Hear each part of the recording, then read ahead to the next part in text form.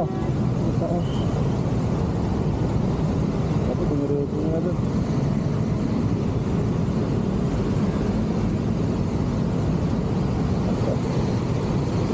Nakakapit sa galing eh.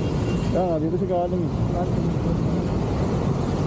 Kaya hindi niya pa naman na diretso eh. Bantay para dito. Hindi pa, punta. Nakaliwa dapat pa doon. Oo. Dapat nakasagad siya dito eh.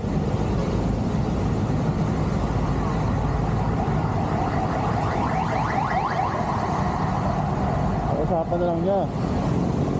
Ano na, magkano rin yan.